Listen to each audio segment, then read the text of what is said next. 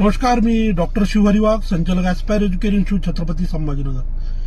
विद्यार्थी मित्रांनो, एमसीसीच्या वतीनं तिसऱ्या राऊंडचं जे वेळापत्रक आहे त्यामध्ये वाढ केलेली आहे.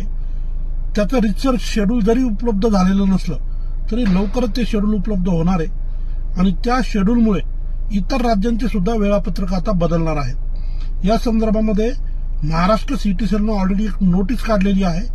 महाराष्ट्राचा तिसरा राऊंड आता लांबणार आहे. या संदर्भातलं वेळापत्रक लवकरच आपल्याला उपलब्ध होईल. परंतु जसं एमसीसीचं वेळापत्रक बदललं तर त्या वेळापत्रकाला विचारात घेऊन अनेक राज्यांनी आपले वेळापत्रक आता बदललेले आहेत.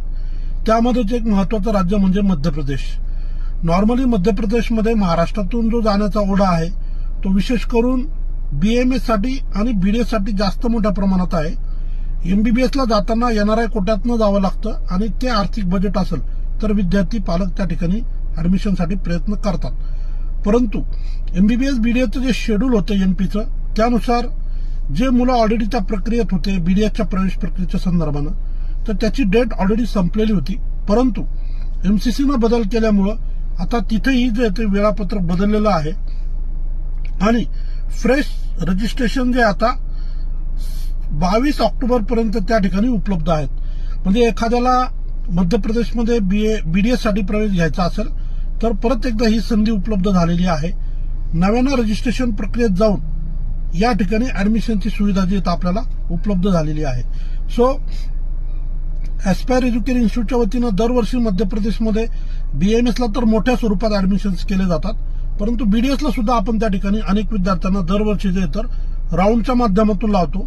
ज्या मुलांना राऊंडमधनं ऍडमिशन मिळत नाही अशा मुलांना सीएलसी राऊंडमध्ये आपण त्या ठिकाणी लावत असतो.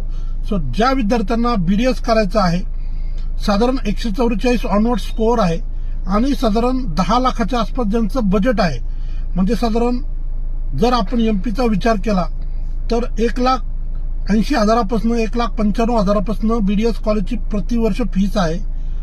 काही कॉलेजची फीस 2,30,000 आहे, काही 2,37,000 आहे, 2.5 लाख रुपयापर्यंत फीस आहे. जर आपल्याला 2.5 लाखाचं जरी कॉलेज मिळालं तरीही साधारण हे 4 वर्षात 10 लाख रुपये होतात आणि हे टप्प्याटप्प्यानं आपल्याला भरायचे असतात.